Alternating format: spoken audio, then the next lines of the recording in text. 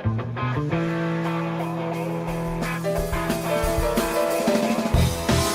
everybody, welcome to the weekend edition of the TraderMerlin Show. Happy Friday, and yes, I did start the microphone. Everything should be good today. We're going to have a show with absolutely zero mistakes today. Now the pressure's on. Do I have the right date on my screen? Yes, I do. Cheers everybody, happy Friday. Even though it was a bad one for me, still got to cheers y'all. And you know, I told you I hate losing on a Friday. Today was one of those days. I was busy trying to catch a falling knife on the NQ today, and boy, multiple contracts and a real quick move against you can add up very quickly for that NASDAQ. So hopefully some of you were short in today's market. As you guys know, a lot of my positions are still okay with regards to selling those puts.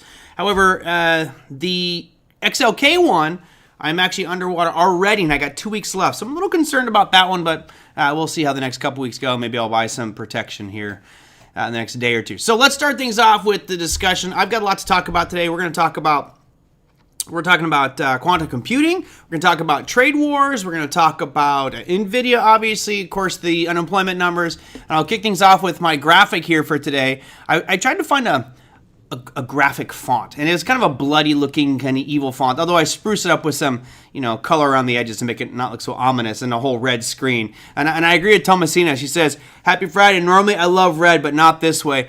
I usually love red if I'm short. Today I was not short. Unfortunately, it is what it is. So I wanted to go, I was going to use this graphic here, but I thought some people might get a little upset if that was my thumbnail. Bloodbath out there today. I mean, it was a pretty ugly day across the board. So I'm going to start with our top 7 and work our way from bottom to top here. Really, crypto particularly taking it on the chin. So let's start things off with our long-term chart of Bitcoin here, just zooming out. We've been of the opinion that this trend is going to continue down until we start to make some new highs. And man, we got slaughtered today on Bitcoin, down 5.95%, closing at 52,800. Now, we didn't break below 50,000. That really is a key one to keep your eye on over the weekend. If we break 50, I don't know, man. It changes my narrative, because my narrative has been, as you guys know, after the halving, we go down to sideways for a period of 3 to 6 months, and then all of a sudden we'll start to pick back up. And we should be about there. I think it'll come sometime in the next few weeks, maybe as late as mid-October, but we should get that turning point here soon. I have a feeling a lot of it's going to deal with the election. Just convenient the way that coincides. But if you notice here, Bitcoin down 5.9, but just look at some of the other numbers here for my crypto watch list. Most of them doing very poorly. Lots of red. Even some they peeped out a double-digit area today. But Pepe, which is, of course, a scam coin, so is Dogecoin.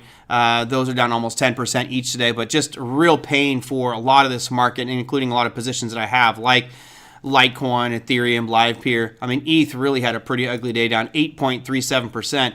This one, really, as I was joking with my students this morning, it's like, as John O'Donnell used to always say, man, this looks like a bug in search of a windshield. Yeah, Ethereum looking real ugly today. And Solana holding okay. So we started with the bad stuff. That was your crypto. We'll move up the ladder.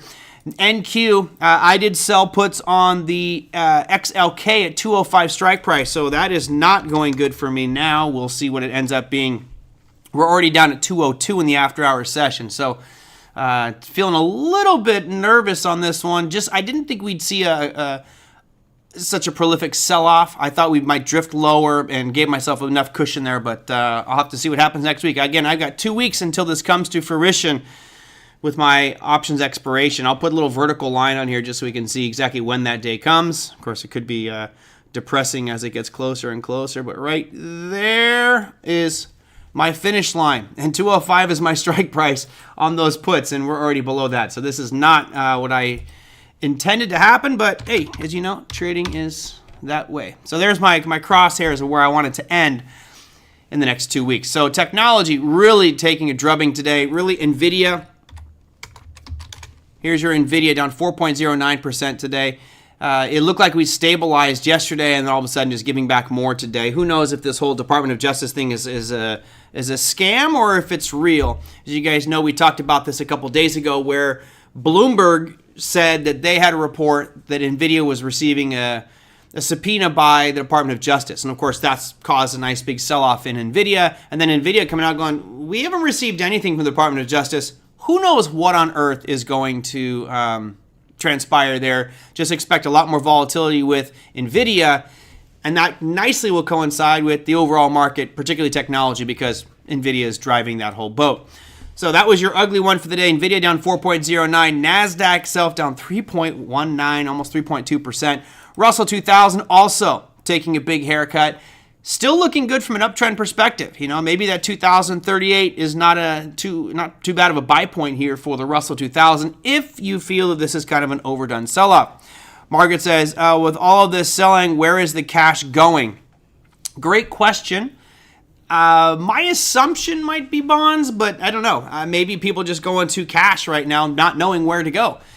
You know, we have seen in the past where money has flowed into crypto when it moves out, but it feels like over the last 6 months to 6 to 9 months, we've seen cryptocurrencies no longer act as a defensive, flight to security type play as gold did, but more it's a risk on asset, which in my mind, it is a risk on asset. And as the risk off is happening and people are running away from risky assets like equities, typically that will flow into the bond markets. And we can talk about the yields there in just a second, which I think was impacted by this today. So I think part of it, Margaret's going into bond markets. I think the other side of it is going to be going into just straight up cash, waiting for better buying opportunity. All right, what's John say here? He says, catching a falling knife. I hear people use that in different ways. Does it mean you're getting into a short or catch a bounce long? So for me today, it was looking for a bounce long. This morning, it just felt like this was a little bit overdone. We'll look at the unemployment numbers here in just a second. So we had a period where the NASDAQ bottomed out, rallied up, and then came back down into that bottom. And I was expecting it to form a little bit of a double bottom, which is very risky. I was going absolutely counter trend.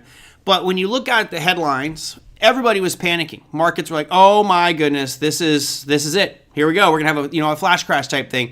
It felt like we were setting up for that earlier in the day. And when that happened, I'm like, okay, well, if I see some stabilization here, I'm gonna play a dead cat bounce. I'm gonna see a quick little pop up. And at one point, I had a nice winner going on. When you're in, like I said, when you're in multiple lots of the NQ and it's moving, 20 points in 60 seconds. It can add up very, very quickly. So, yeah, it was actually up for a few minutes, and all of a sudden, it broke those lows and real quickly moved and hit my stop loss and took me out. So, unfortunately, ending the day with a pretty nice loss on my NQ trade. But, oh well, that's part. It made my week negative this week, which is probably why I'm more upset. So, cheers and more whiskey to all of you. Yeah, but for me, John, when I say catching a falling knife, typically I'm looking for that pain moment where it's just like, oh my gosh, the sky is falling, and I'm looking at that going, okay, I got to be careful here because it can definitely keep going down, but if I find it coming into an area of demand that I feel through my observations is going to be a little bit more substantial and cause it to bounce up, I'll take those shots. Because when you have that oversold situation, that panic mode, it can go up so quickly, real fast, and that's what I was shooting for today. Unfortunately, my timing was off and it didn't hold on the level I wanted it to. So is what it is, unfortunately. But yeah, I had a few good trades this week, and this is gonna be offset by this one bad trade on a Friday, which, as you guys know, I hate losing on a Friday. Oh, I'm sorry. I think it was Margaret Laurie's. They don't like the word hate. I strongly dislike losing on a Friday. Right? We correct that one. The Friday curse. I don't know if I call it a curse, but you know what? As you guys have heard me talk about so much over the years, for me, my whole trading revolves around documentation. In the past, I don't do too much of it anymore because I know myself. And one of the things that I found out was I tend to lose on Fridays. I tend to have my best days on Monday. I don't know why that is, and I guess I just don't really care. If you study all the facts about you yourself, how you trade, your best times, the best securities, the best markets, the quantity, all of those little details go into making up your trade. And I think a good example of that would be the movie Moneyball. Great movie, by the way. You look at Moneyball, and really what it did, it just goes to show you that it's all about statistics. If this pitcher's on and he has a horrible average against a left-handed batter, then you're putting in your best left-handed batter that bats against this type. You're strategizing tick for tick what the market gives you. And I think for me, it's the same thing. When you look at your performance and where your worst days are, I knew that mine was on Fridays. It typically has been. And usually on Friday, I go a little bit light. I went a little bit heavy today, a little bit heavier than normal for the NQ, but you know, it happens. Every now and again it happens. I'm going to take some losses, so it's fine. Me too. Friday is more a wrap-up day, no trading.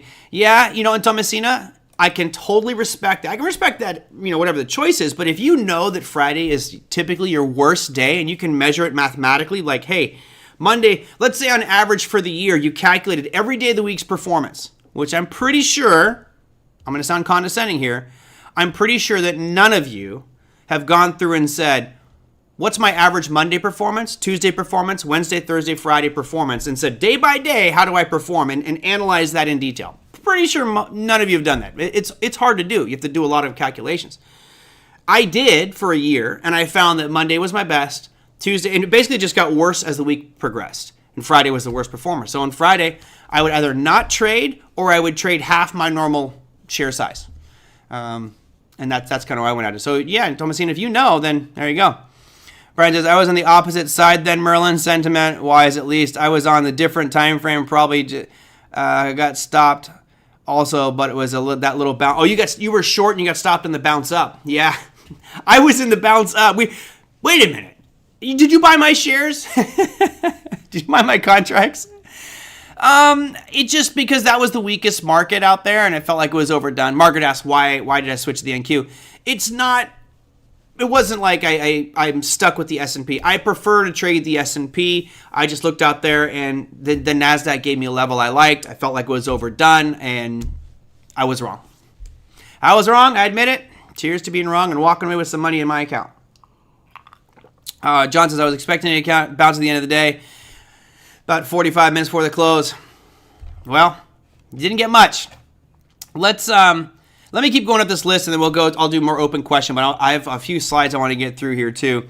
That was your Russell. S&P also pretty painful down day. I mean, if you look at this week, S&P down 3.65%, roughly 3.65%, depends on who you pull your data from. Not a great week.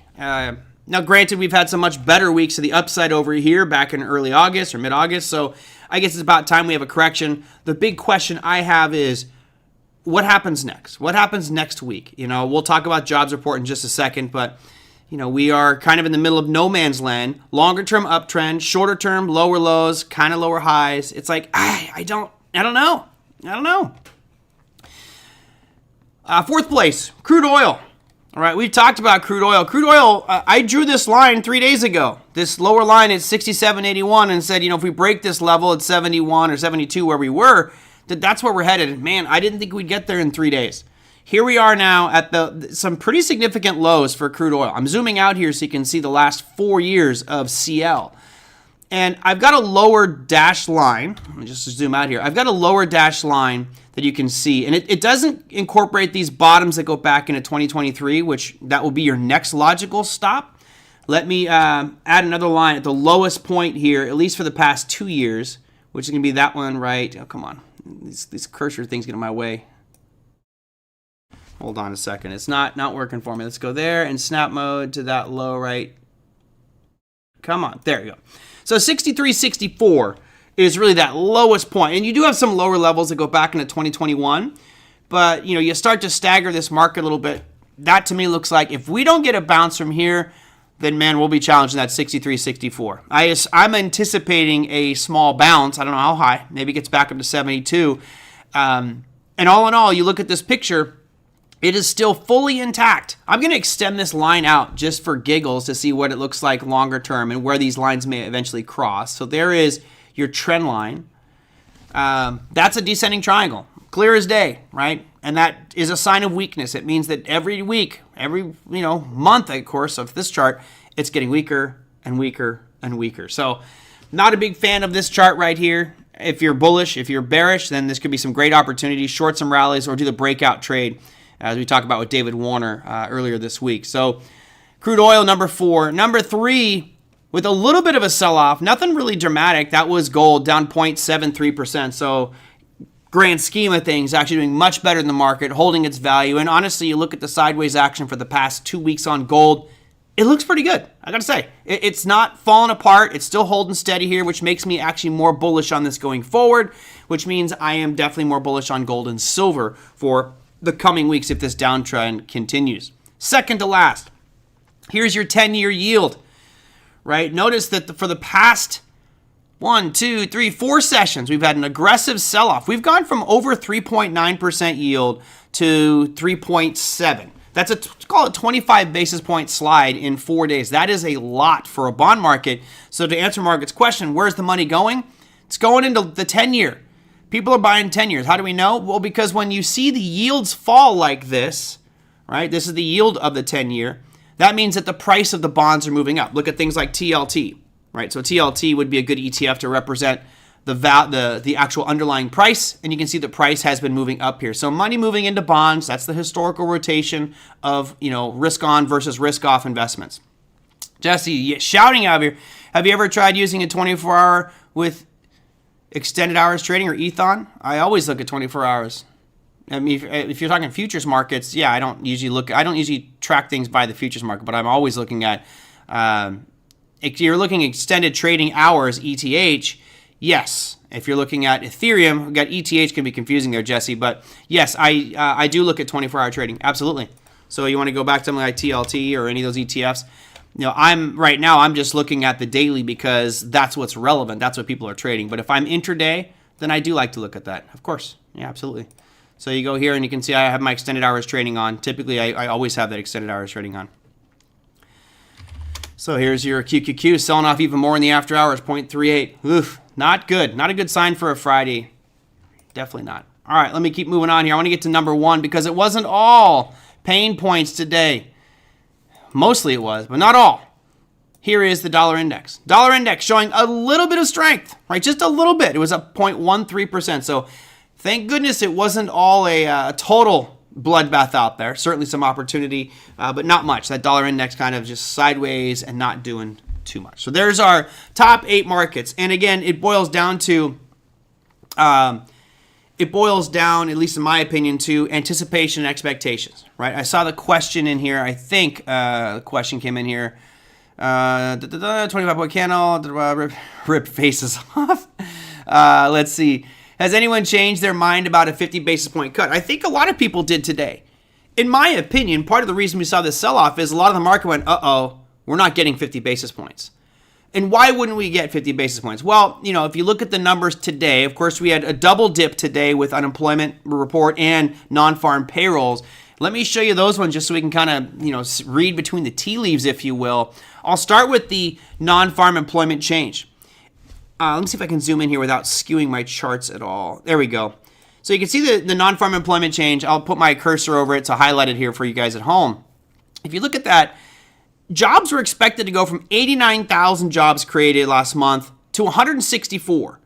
That's, obviously 100% gain, doubling jobs. We came out at 142. So the market's like, oh no, we're not getting job creation. The hell we aren't. It went from 89,000 to 142,000. We increased by over 50,000 jobs. That's good. That shows expansion. But for some reason, the narrative today was twisted as to a disappointment for non-farm payrolls. That non-farm employment change was a bad thing. And I kind of shook my head going, what are you looking at? We went up. We increased. Now, if you look at the pie chart here, the table, let me zoom out just a hair. This is a challenging piece, right? While we did see 142,000 created, it has been getting lower and lower. Really starting this whole year has been a decline in non-farm payroll. So yes, the number of jobs are declining, but we're growing. We went higher than our previous month. That should be viewed as a good thing. That was one point of your unemployment data today. The second piece is the one that I was really interested in, and I actually thought that we would come out at a number that was higher than this. Luckily, we did not. We came out in line with expectations. So if we have our unemployment numbers looking like this is the first time we've had a dip in about 6 months, which is great. It fell from 4.3 to 4.2 as expected. This is good in my opinion. So what we have here is 2 pieces of job data that came out today. And I'll show you all the job data that came out this week so we can kind of say full picture, what does the week look like? But this week, it ultimately boils down to, I'm trying to get my calendar ready for you. This week boiled down to these 2 releases today. And if you look at all the numbers, honestly, I don't think that they're bad. They actually look fairly decent to me. Let's go none. I'm going to put employment and then run that filter. Here's what we've had for the week overall. JOLTS job openings. This was the biggest disappointment. We went from 7.9. They thought it was going to increase. We actually came out lower than expected. Okay, that was bad. Challenger job cuts. You read the description here. Change in the number of job cuts announced by employers. Well, it was 9%, and now it's only 1%. That's great. That means they're not firing people. You had the ADP non-farm employment change on Thursday. That one was worse than expected, but slightly, right? That was your about face. You had initial claims lower than expected, so less people filing for unemployment. So it's kind of this puzzle of, are we in a bad spot with jobs or not? And looking back historically with the ADP non-farm employment change at right around 100,000, historically that is low. Historically it's low. It should be much higher than that. But unemployment numbers at 4.2%, that's fine. So in my opinion, what we saw today was the market reacting to this going, oh, the unemployment numbers aren't as bad as they say they are or anticipating. Therefore, the Fed's probably going to do 25 basis points. So I think, Margaret, you were talking about 50 basis points, right? I think you had said 50 basis points. Let me see if they've updated the FOMC or the CME Fed Fund futures. Say that 3 times fast on a Friday with a glass of whiskey in your hand. But boom, that's a tough one. All right. Oh, yeah, look at that shift. Look at that shift today. This is why your market sold off. People just realized that the market stimulus is not coming. Yesterday, we were at a 40% chance. A month ago, we were at a 68% chance of 50 basis point cut at this meeting. And you guys have heard me say it many times. There's no way. Not going to happen. Now, it's 30%. So we've fallen dramatically in the last 24 hours. 70% chance we're going to get a 25 basis point cut, which would be appropriate. To me, that is absolutely the right thing to do if you're the central bankers. And the December number is the one that's really going to be on point, because we talked about this a couple weeks ago, where right now the odds-on favorite is a 1.25%. 1.25%. That means even after we had the rate cut today, if we have the rate cut in September, they're expecting 5, all right? So here's the number of 25 basis point cuts they're expecting between now and December. I've got them on my hand. If we get 1 in September and we have 2 meetings left, that means that we're looking at 50 basis point cuts at our November meeting and our December. I think someone's high. Someone's smoking something. Unless we see catastrophic numbers on unemployment, a surge, inflation issues, then we might get it. But no way. There's no way. No way we're getting 1.5. I'll bet anyone here. I know that I got somebody like to take wagers with me because I seem to keep losing when I bet you guys on this program. But I'm okay to pay a beer. If anybody wants to take the bet that we will be at 4.25 by the end of the year, I will gladly take that bet. I do not think we will be. I'm almost certain we will have no more than 3 25 basis point cuts by the end of the year. They've been cooking balls, right, John? Well, they could just throw some big cuts. Yeah, they could. But there's no reason to. See, Shinobi's a good point. He says, well, they could just, put through big cuts, Merlin. They could, but why?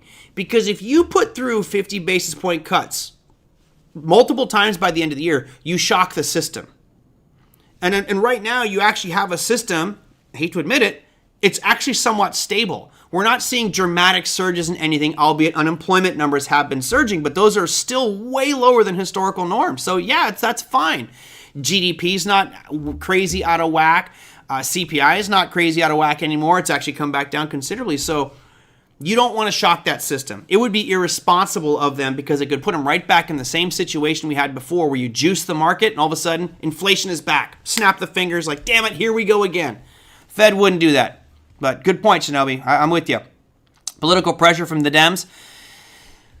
That was, if you go back 6 months, that was my main reason why I believed in September we're going to get a cut. At least one, right? And that was because you want to have a little bit of stimulus going into the election year. If they juice it by 1.25 points by the end of the year, cut by 1.25 points by December, then 2025 is going to be a train wreck of a year. It's going to be bad.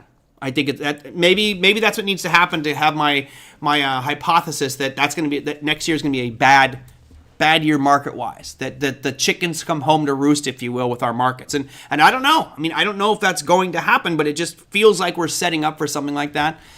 Yeah. Mihai says, maybe for the election, once increase 50 basis points. Not increase, decrease for sure. Decrease for sure. No increase right now. There would be upheaval in the Democratic Party against the Treasury Department and central bankers if they raise at all from here. Remember, the rest of the world is cutting. Canada's cutting, Europe's cutting, Australia's cutting. They're all cutting their rates, yet we're not. So we need to keep up with the Joneses here. So, and if they do that and lose, then they'll be able to. Yeah, that's true. We know that's going to happen anyway, Shinobi. Someone's going to blame somebody, right? Let's hope, for your and I's sake, that it is actually somewhat orderly. As a citizen, we want it to be orderly. As a trader, hell, cut a full 100 basis points. Make it volatile as all heck and give me opportunity. But that's selfish. I don't want to have that happen. All right, so we went through the unemployment report. Let's talk about this one. I had multiple questions about quantum computing, and I'll get to the details of those in just a second, but I thought this was an interesting one. We know that there's this tit-for-tat trade war thing going. Right now, Biden is threatening to not allow the sale of more. We've already had this in 2022 where he said, NVIDIA's chips are not allowed to be sold. Those H100s, A100s, can't sell those to China or India. Of course, they're going to get a hold of them. I mean, it's so stupid to say we're not going to sell these to China or India.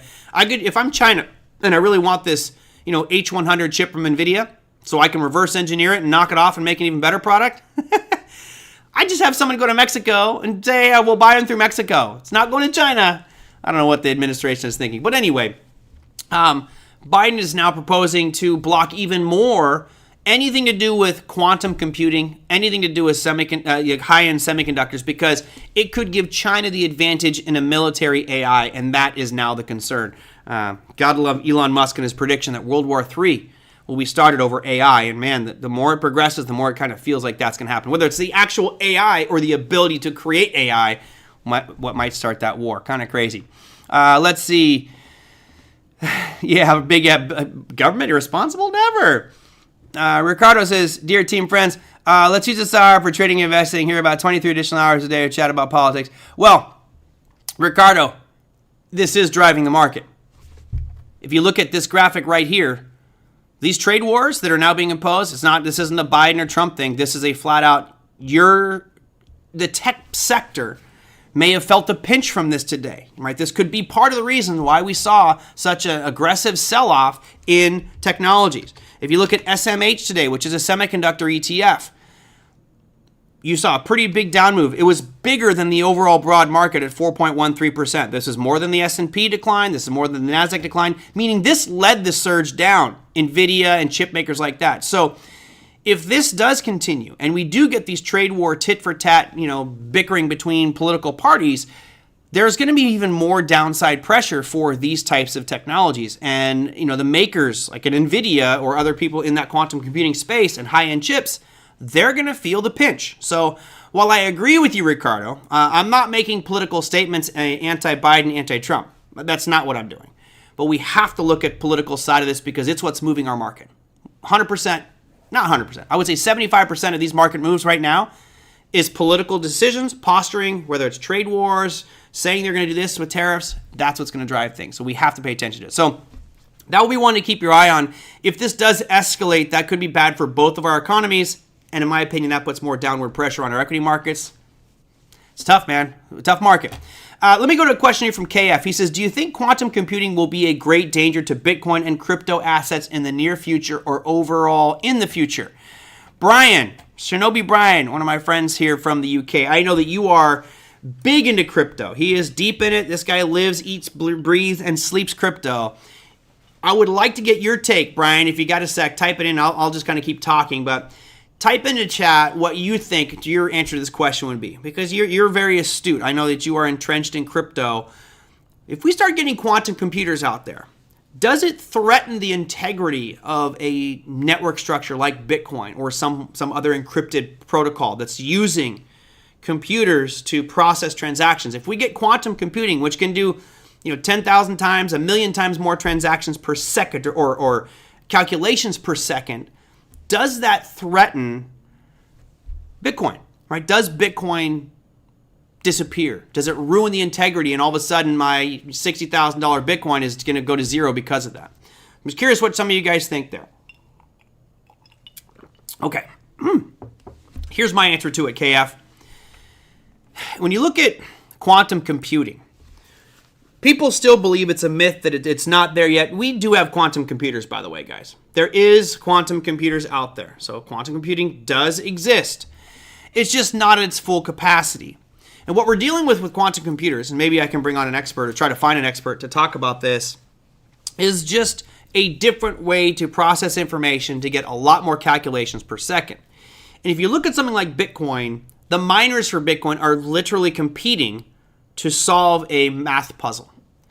So to KF's point, if I've got and I'm just making up arbitrary numbers here, okay? If I have a computer that can do, let's say, 1 calculation per second, right? Let's say that's the current one is current technology, 1 calculation per second.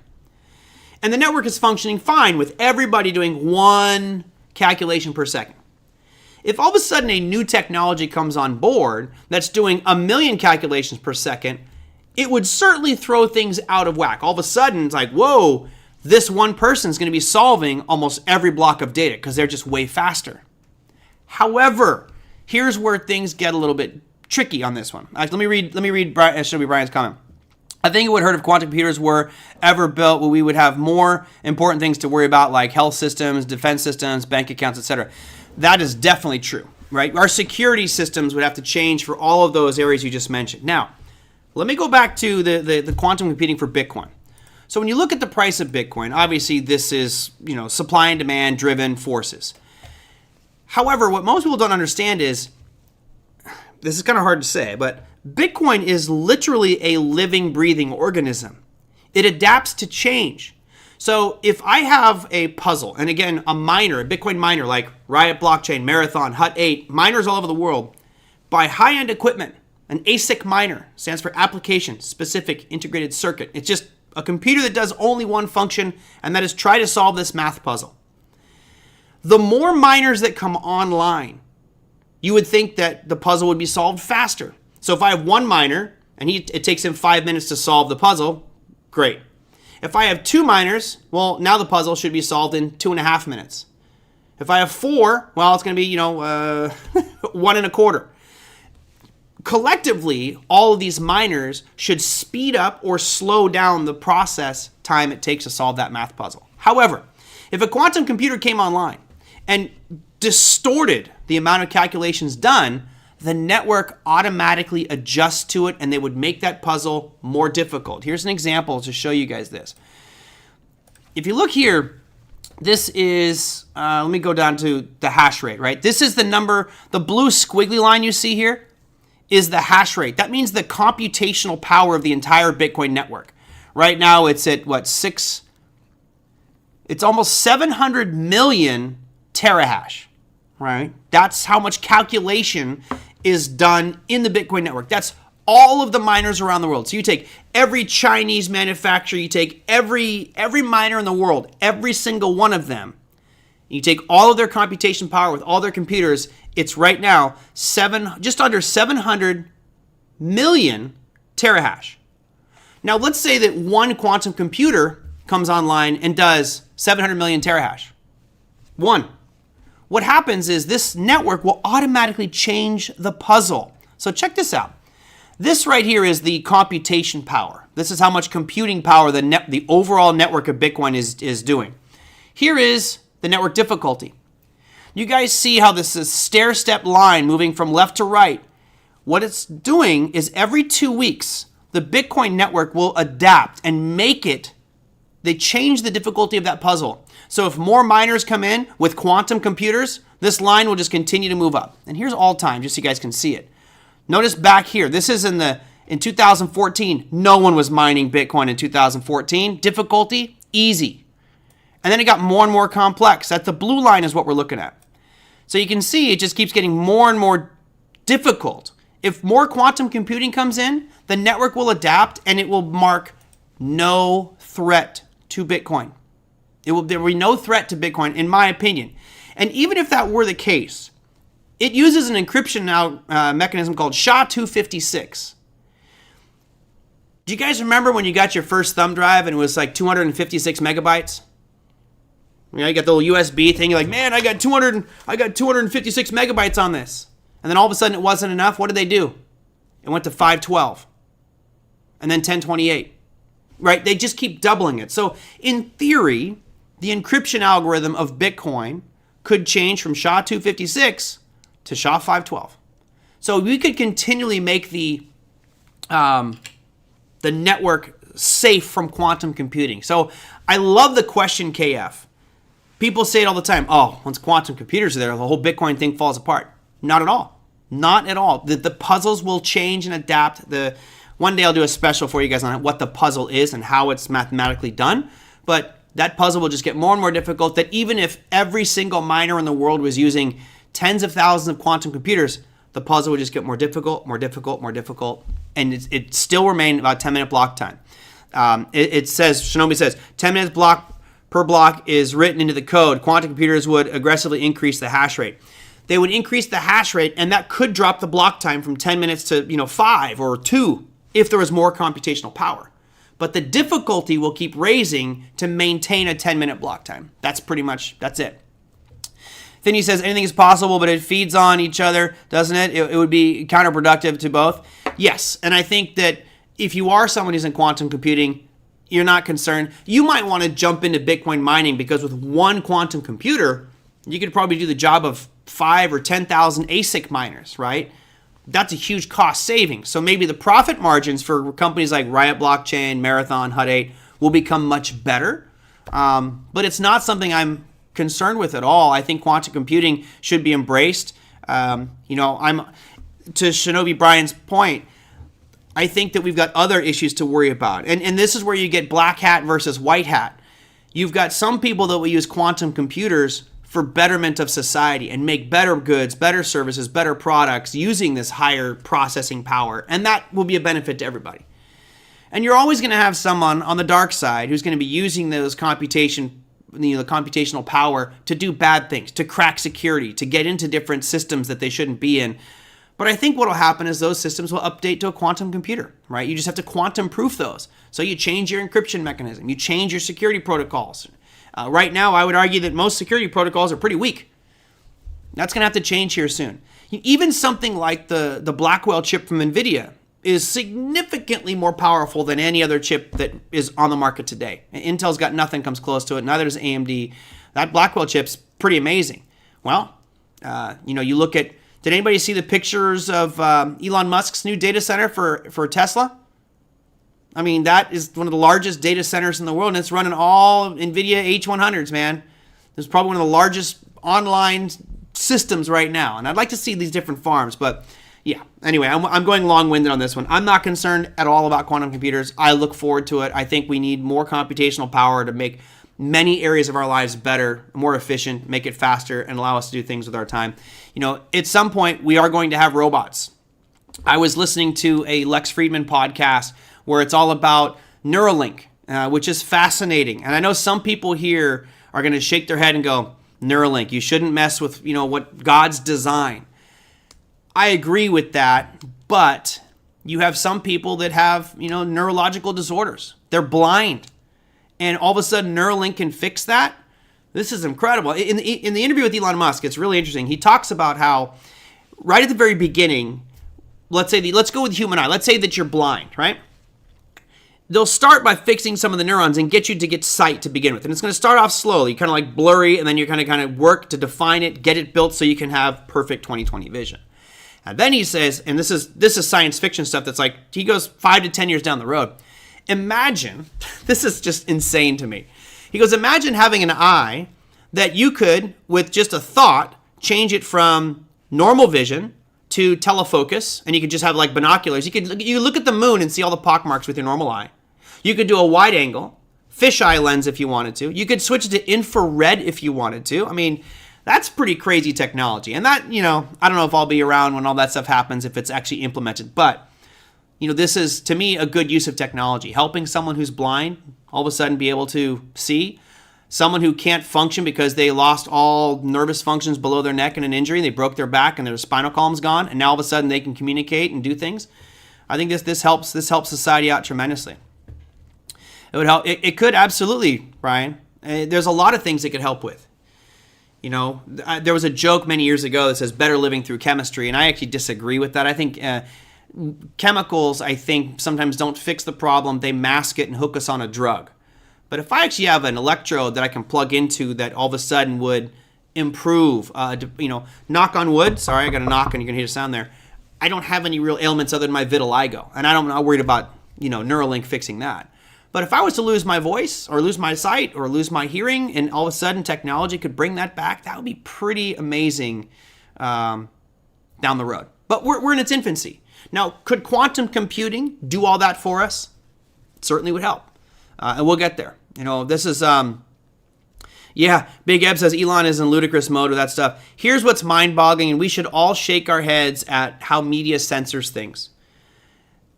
Elon Musk was not even in the top 100 most influential people in Time magazine for AI for the year.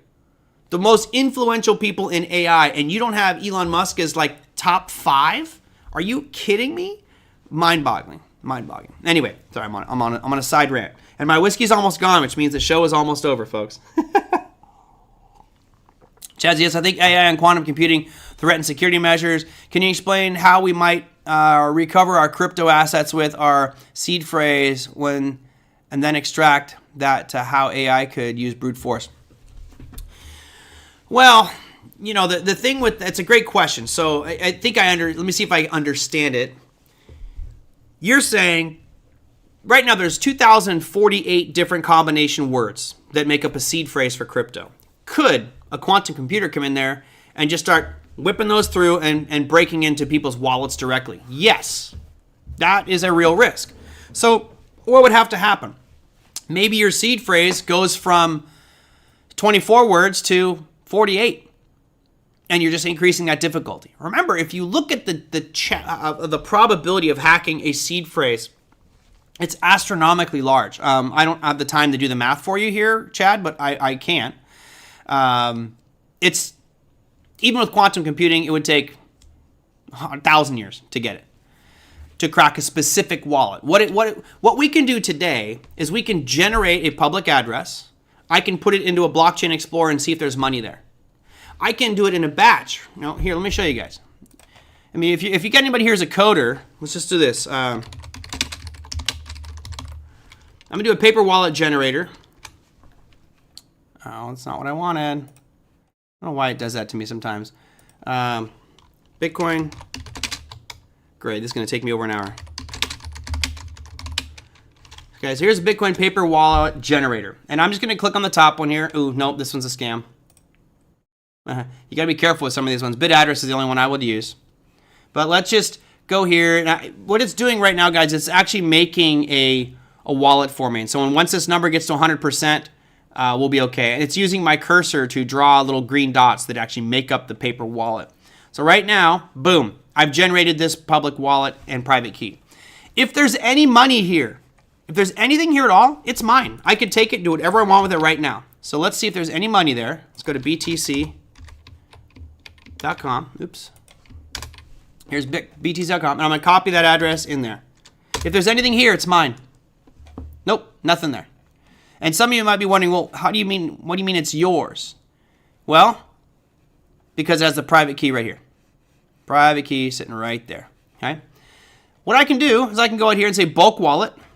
How many rows to generate? Let's just go 20 and click generate. So I could create a code that generates 100 at a time and basically says, take this portion of it right here and see if there's any money there. And I could have a computer run and do that 24 hours a day, 365 days a year. And if any of these things have any money at it, I could take it. That makes sense, everybody?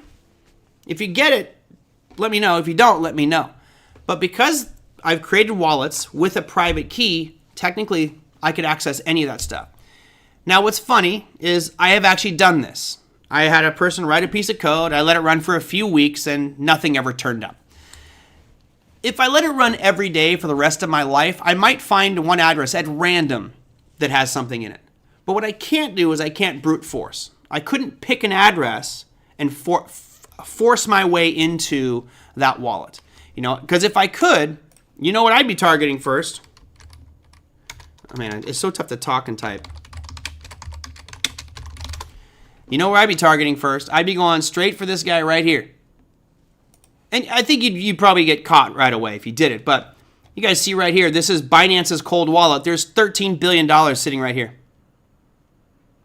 $13 billion right here.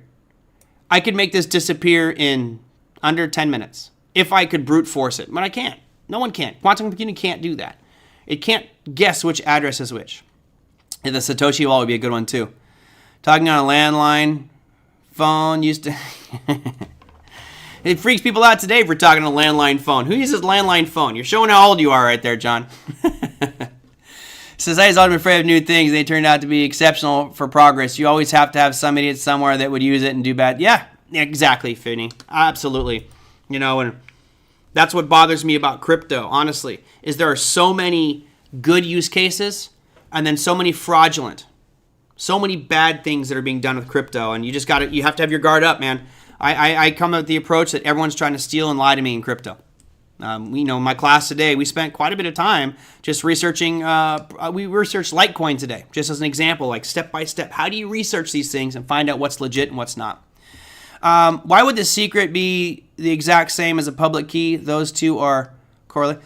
They're not the same. They're not the same. So what you have in the first column here is your public. Tofi, what you have, is that your public address? This is what you would give to everybody. And then the one to the right of it, this longer string of characters, you wouldn't give that to anyone. You know, no one should ever see that. You have to, when an earthquake happens and your cell phone is out of commission. Yeah. Do you still get free crypto? I'm not sure if I know what you mean by free crypto. Free crypto. All right, did I get everything out of here? Yep, I got that one done. FaceTime. Oh yeah, right. That was pretty cool. Talking on the phone on my watch, I still don't like. I gotta say, I'm not a fan of talking on my watch. But okay, let me wrap up here before I make a 1 hour show. I hope you guys enjoyed that. Next week, or actually 2 weeks. 2 weeks. We have Bill Addis will be on the show either the 18th or 19th. I'm gonna try to get him on the 18th when we have the FOMC announcement. That same morning before the FOMC announcement, I'll be on Ninja Traders podcast, which I'll give you guys the link to there.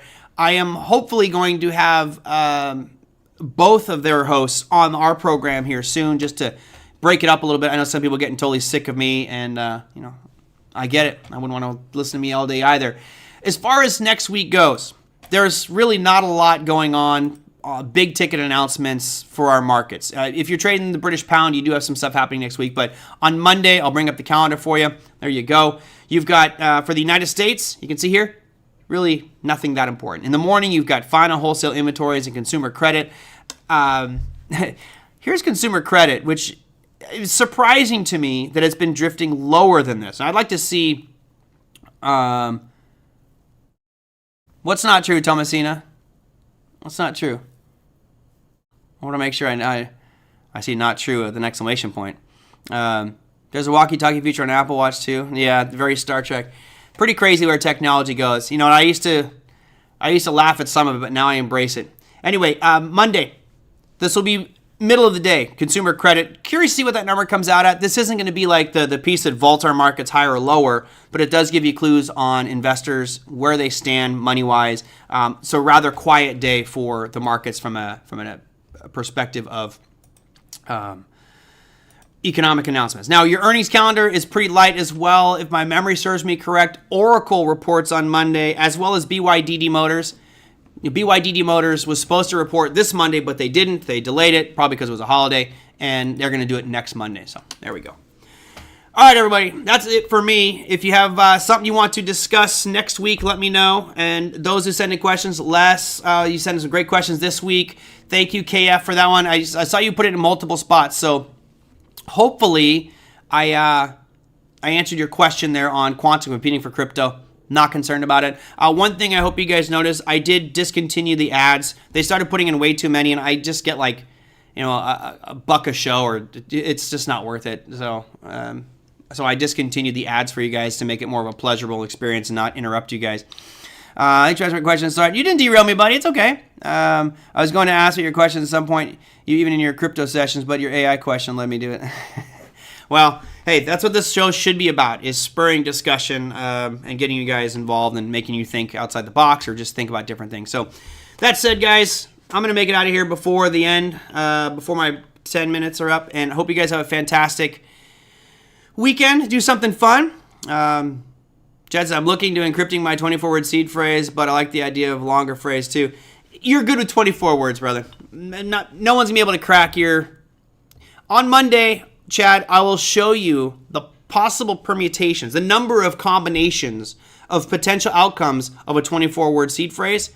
There's no way a quantum computer is going to solve that thing anytime soon. Anyway, cheers, everybody. If you got anything you want me to discuss, email me at TraderMerlin@gmail.com. You can put your comments down below any of the YouTube videos. I know there's a large amount of you that watch the YouTube videos, so cheers, everybody. Thank you so much. Have a great weekend. Go 49ers. Patrick Mahomes let me down last. He's my quarterback in fantasy in one of my leagues, and man, did he let me down. Anyway, have a great evening, everybody. I will see you guys on Monday. Take care.